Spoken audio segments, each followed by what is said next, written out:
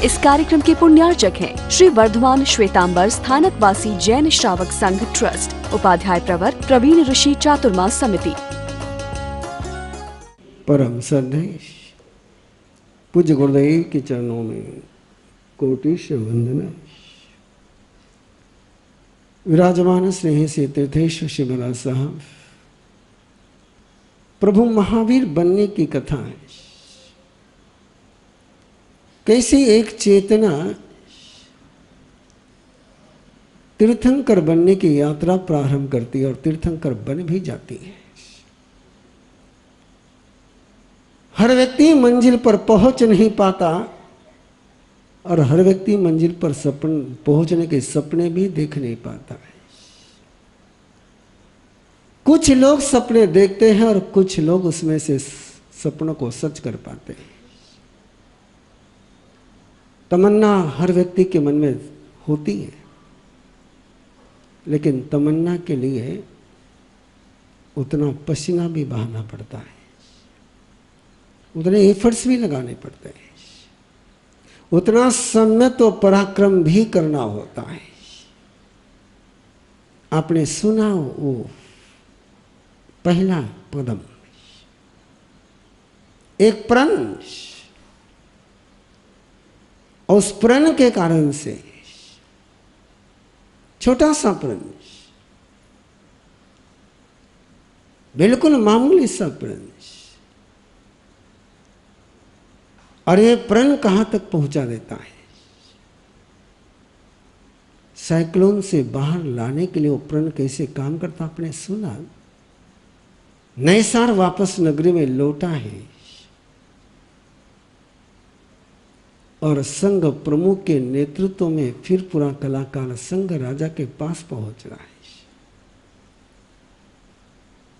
देखा राजा ने कि जिसको मैंने देश निकाला दिया है वो,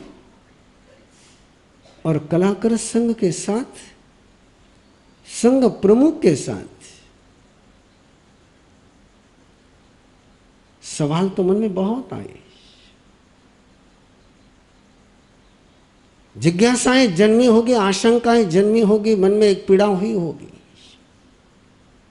कि मेरी राज आज्ञा का विरोध करने वाले, भंग करने वाले कौन होते हैं।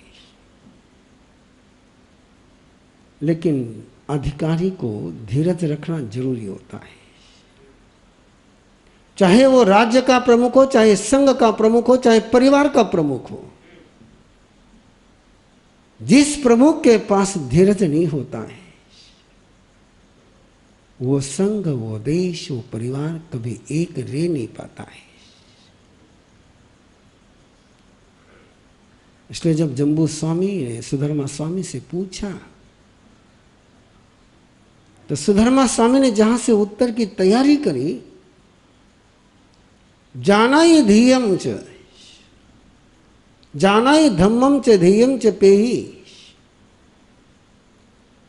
जम्बू स्वामी ने जो उत्तर सुना सुधर्मा स्वामी से, एक बार तो आपको लगेगा कि सवाल क्या पूछा, जवाब क्या दिया जा रहा है। सवाल पूछा था ज्ञान, दर्शन और शील को लेकर के, और जवाब की शुरुआत हो रही है जानाई धम्मम च धैर्यम च पेही। तो भगवान महावीर का तीर्थंकर धर्म को जान ले और उनके धीरज को ही प्रेक्षा कर। धीरज, पेशेंस, और मैं ही नहीं पूरे शास्त्रकार कहते हैं कि 23 तीर्थंकर के साधना काल में आई हुए साइक्लोन एक पलड़े में, 23 तीर्थंकर के साधना काल में आए हुए साइक्लोन एक पलड़े में, और एक पलड़े में महावीर परमात्मा के साधना काल में आए साइक्लोन रखेंगे तो पलड़ा भगवान महावीर का ही भारी होगा। क्यों पेशेंस की बात करिए। राजा में पेशेंस थे, और पेशेंस किसके लिए लगते हैं? सुनने के लिए। सुनने का पेशेंस होना चाहिए। और सुनने का पेशेंस है तो सॉल्यूशन है, और सुनने का पेशेंस नहीं है तो सॉल्यूशन नहीं है। इसलिए तो प्रभु महावीर जब अपनी बात कहते हैं तीर्थंकर होने के बाद, तो पहले सुनने की बात करते हैं। सोचा जानाई कल्याण, सोचा जानाई पावग,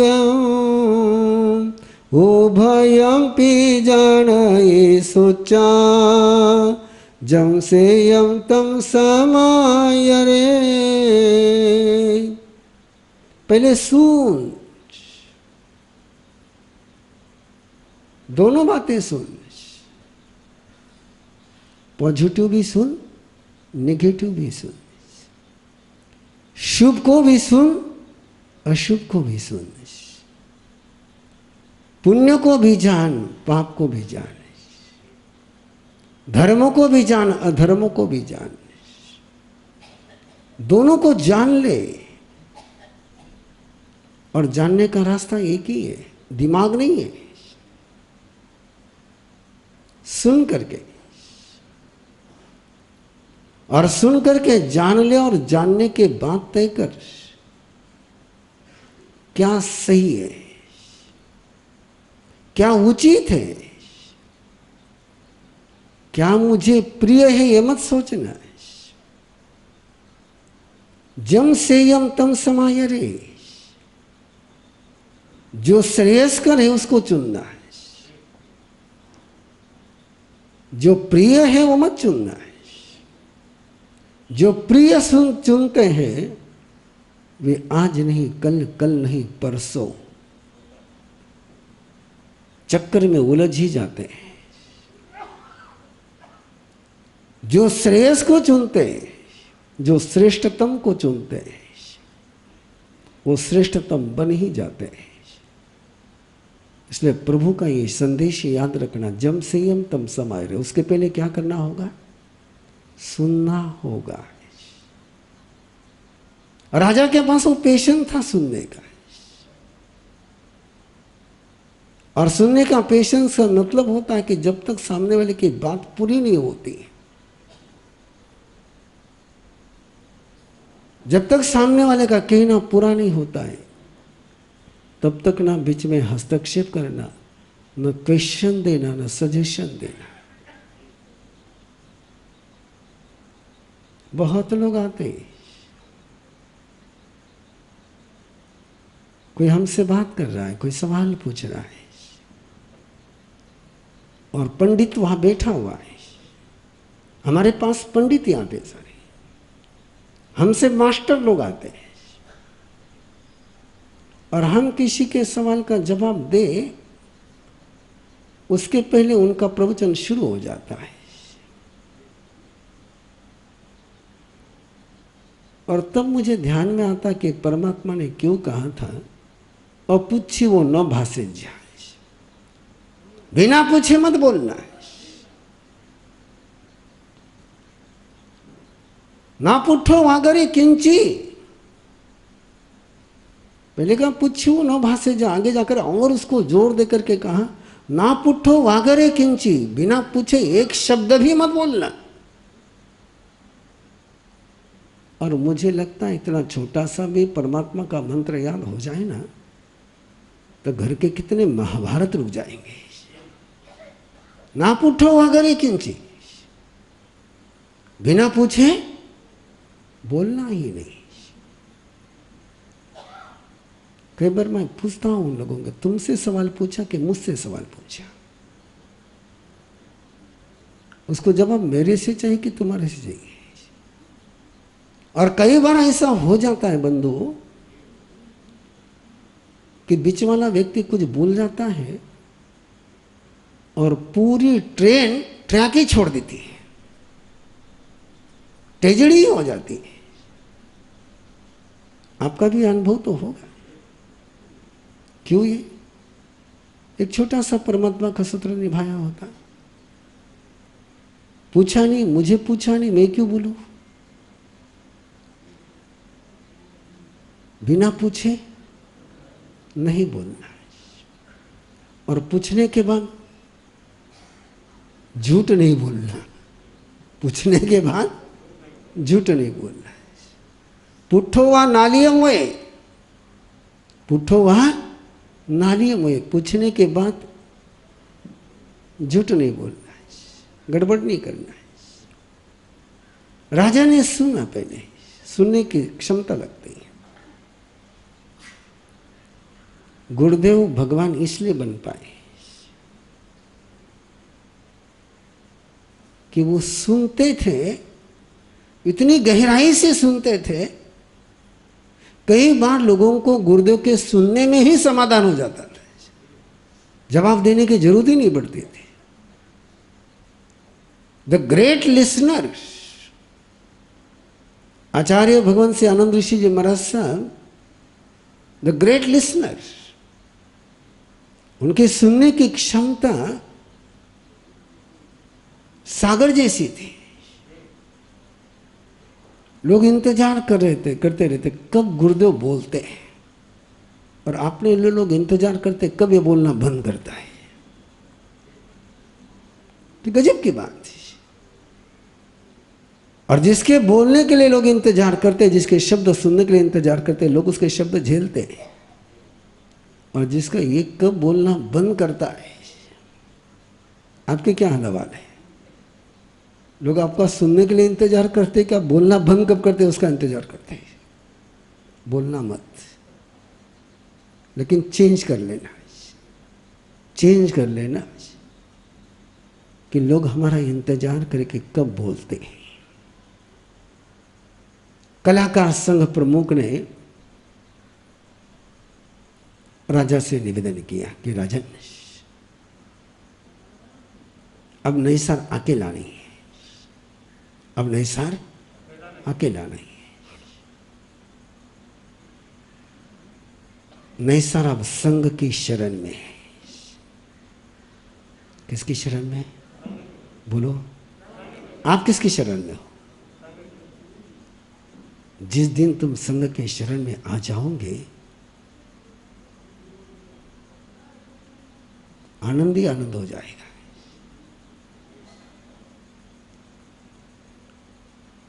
आनंद ही आनंद हो जाएगा।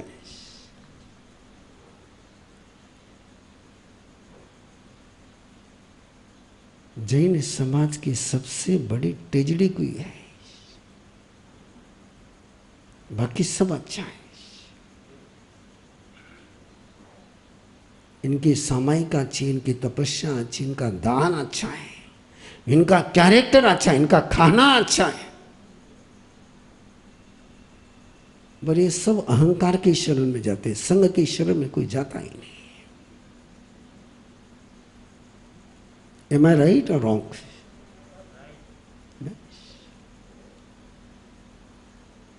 कल्पना करो कि पूरा जैन संघ शरण में हो जाए तो 4 संवत्सरी हो पाएगी? कोई संभावना 4 संवत्सरी की? कल्पना करेंगे केवल। यदि संघ की इज्जत होती, संघ की कीमत होती और संघ का मूल्य होता, तो अपनी अपनी ढपली, अपना अपना राग नहीं बजाया जा सकता था। मैं क्यों मानूं? मैं क्या छोटे बाप का हूं? और इसी होड़ा होड़ में ये सारी तोड़ फोड़ चलती रहती है।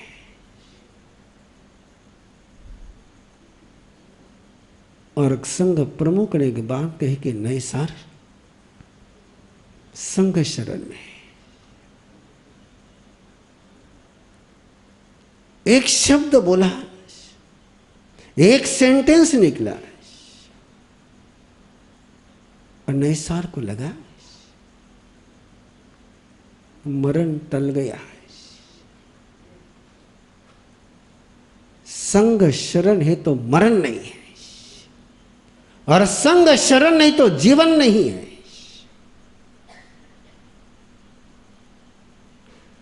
इतना सा सत्य निरंतर याद रखना। संग की शरण है तो मरण नहीं है, और संग की शरण नहीं तो जीवन नहीं है। ऐसा होना चाहिए। तड़पता हूं उसके लिए, आप भी तड़पो उसके लिए। ये होना चाहिए। एक वाक्य ने राजा का सारा मूड चेंज कर दिया। नहीं साहब, अकेला नहीं है, हमारा रास्ते का अनुभव है। हम जब दो चलते हैं तो रास्ते के सारे कुत्ते हमारे पर हमला करते हैं, और साथ में जब जत्था होता तो कुत्ते सारे भाग जाते हैं। जत्था देखकर कोई कुत्ता आता ही नहीं है। ये हमारा रोज का प्रैक्टिकल एक्सपीरियंस है। दो तीन जने चले के कुत्ते को तो ऐसा लगता है कि मौका मिल गया। और जैसे जत्था साथ में हो जाए, 25-30 लोग साथ में चलने लग जाएं, तो दूर से ही चले जाते हैं। किसकी ताकत है?